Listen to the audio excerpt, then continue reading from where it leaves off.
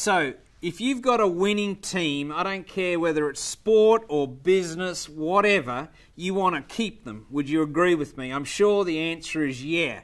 All right. Most of you watching this have heard me do the sporting analogy for growing a great team in your business, and I use basketball as the analogy.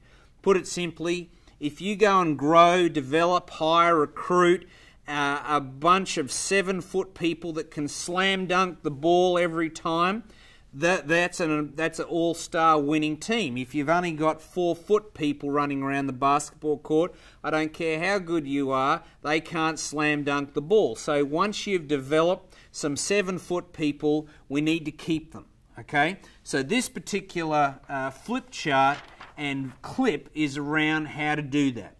The first thing that you need to do is to make sure, if you've got an all-star 6 or 7-foot person on your business, is that they've got a time frame in front of them. Or another way to say that is that they've got light at the end of the tunnel. Where's their career path? You think about this in your life. If you don't have clarity of where you're going in the next 1, 2, 5 years, depending on your age, okay, you don't have power.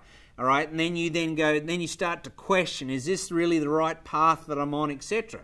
But once you know, you've got clarity that, hey, the next 3 years I'm very clear with where I'm going, you've got power. So the first thing you need to do is to work out with the 6 or 7 footer that you're trying to keep, what's the appropriate time frame that they must have in front of them. Now, here's my tip. The older the person, the bigger the time frame. Or, the other side of that, the younger the person, the smaller the time frame.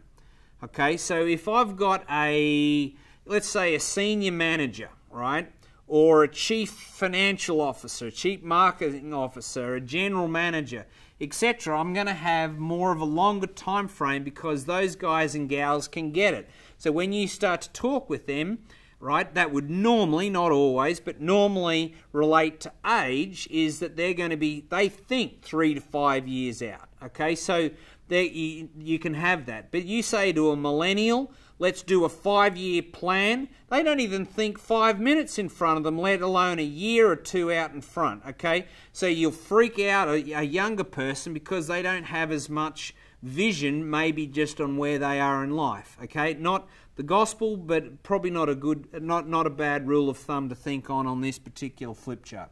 So it needs a time frame. Okay, here's the first one. Along that time frame, most people need to see how they're going to develop as it relates to their title. Now, I don't get too wrapped up with title. At the end of the day, I'm sure you're like me.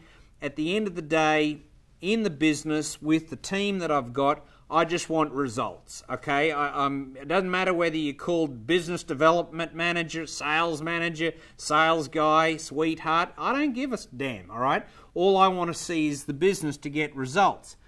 And if you think about the military for the last few millenniums, they've worked out that title or ego is actually important, right? So, you know, you start off as a corporal or private, and then you make your way up to captain, lieutenant, you know, up to general, etc. And if you use that as an example, you know, that's why they got all those pins and stars and everything on them, because there's a title advancement. So you do need title. So let's just say that it was a 3-year program that you're going to have with a certain person in your business. You could say, look, you're at this title now, what we would think that you would move to is this after the next year, and that after the year after that. Okay, so that's how you frame it. Education, number 2. If you think about this in your life, I know it is in mine, is if I'm increasing my knowledge, I'm growing. Okay? And then I'm more happy, I'm more positive on the direction that I'm going. So, rather than just saying ad hoc every now and again, oh, I suppose we should train you in this area or that area, you should go and do this course, which is a very reactive training environment, which I'm not a fan of. Okay, I like to then have more, hey, over the next 3 years, I'll stay on that 3-year time frame, right, you're going to go and do this course and that course this year, and then next year we're going to get you trained in this area. So they see a little stairway to heaven, okay? That's that. And lastly, you got to take care of the money, all right? You just can't do two and be a cheapskate down there. Okay, how are they going to progress with money? Is that bonuses? Is that commissions? Is that a stay pay, so that the longer they stay, the harder it is for them to leave? If you want more on that, go and have a look at another clip that we've got called Stay Pay.